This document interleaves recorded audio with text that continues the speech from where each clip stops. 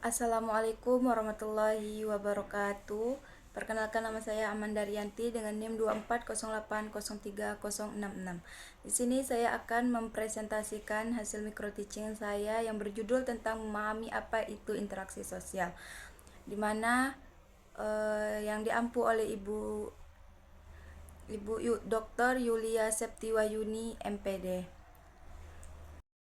Selanjutnya itu ada kata pengantar. Nah, yang kita ketahui bahwasannya manusia adalah makhluk sosial yang tidak bisa hidup sendiri, di mana dalam kehidupan sehari-harinya manusia selalu membutuhkan bantuan dan kerjasama dengan orang lain, di mana hubungan yang terjadi antar individu, antar kelompok tersebut. Jadi itu yang bisa dinamakan dengan interaksi sosial. Jadi tanpa adanya interaksi sosial, kehidupan masyarakat tidak akan berjalan dengan baik.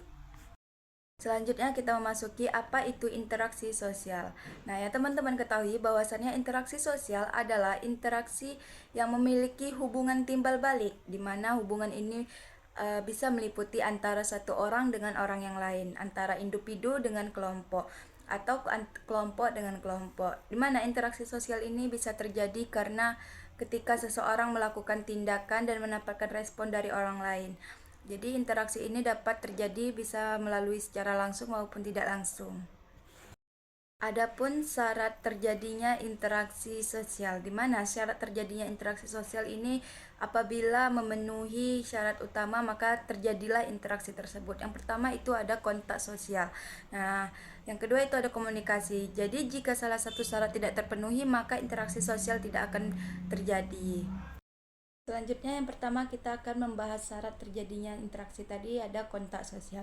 Di mana kontak sosial adalah hubungan awal antara seseorang dengan orang lain, di mana hubungan ini sangat penting karena terjadinya interaksi ya karena adanya kontak sosial. Nah, jadi kontak sosial ini tidak selalu harus bersentuhan secara fisik.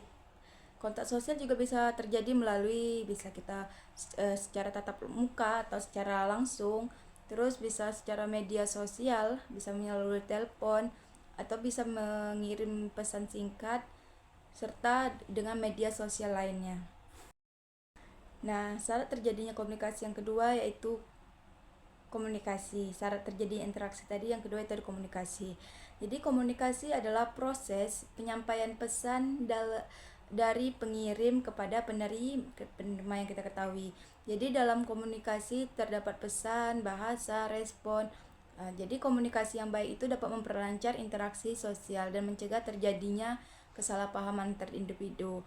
Jadi komunikasi yang baik itu bisa melalui pesan tadi, bahasa. Jelas dengan bahasa, kalau kita berkomunikasi dengan orang, jelas kita menggunakan bahasa yang sopan, santun gitu. Responnya juga begitu, respon yang baik, tidak gitu. Selanjutnya kita akan membahas tentang bentuk interaksi sosial, di mana bentuk interaksi sosial ini dibagi menjadi dua ya. Yang pertama, interaksi sosial asosiatif. Yang kedua, interaksi sosial disosiatif. Yang pertama kita akan membahas tentang interaksi sosial asosiatif. Nah, yang teman-teman ketahui bahwasannya interaksi sosial asosiatif adalah interaksi yang bersifat positif dan mengarah pada arah kerjasama gitu kan. Jadi dia positif dan mengarah pada kerjasama, dan contohnya apa? Contohnya seperti gotong royong, kerja kelompok, musyawarah. Gotong royong kan itu bisa menjadi kerjasama kan, kayak membersihkan halaman bersama-sama. Kerja kelompok kita seperti mengerjakan sebuah yang bagi oleh dosen atau guru kita kerjakan gitu. Jadi interaksi ini bertujuan tuh apa? Ya bertujuan untuk mencapai kesepakatan dan menciptakan kehidupan yang rukun. Nah, selanjutnya kita akan membahas tentang interaksi sosial disosiatif. Nah, interaksi sosial disosiatif adalah interaksi yang mengarah pada perbedaan dan pertentangan. Nah, jadi di sini sudah ada perbedaan dan pertentangan atau perselisihan. Nah, contohnya apa?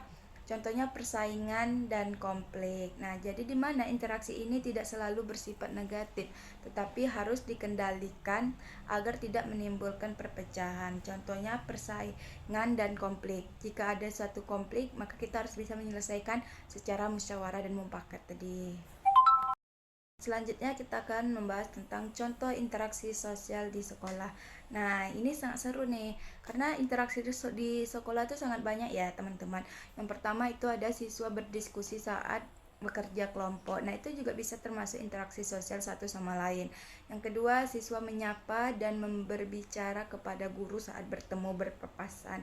Nah, jadi itu juga bisa menjadi contoh interaksi sosial di sekolah.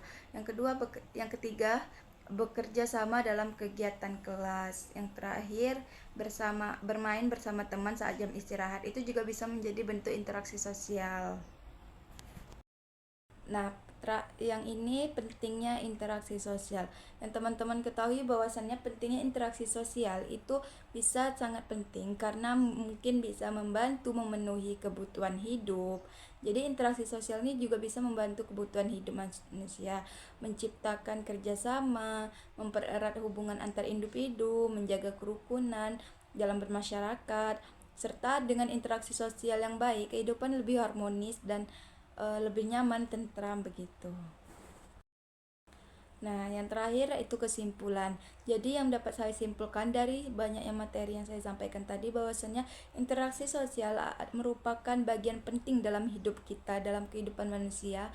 Karena apa? Karena setiap orang perlu memahami cara berinteraksi. Jadi, interaksi yang baik itu terdapat dari diri kita sendiri dengan cara menciptakan kehidupan yang rukun, damai, serta tentram. Jadi dengan begitu kehidupan yang rukun dan tadi itu bisa terjadi di sekolah, di keluarga dan di masyarakat. Nah, mungkin ini saja yang bisa saya sampaikan. Lebih dan kurang saya mohon maaf. Assalamualaikum warahmatullahi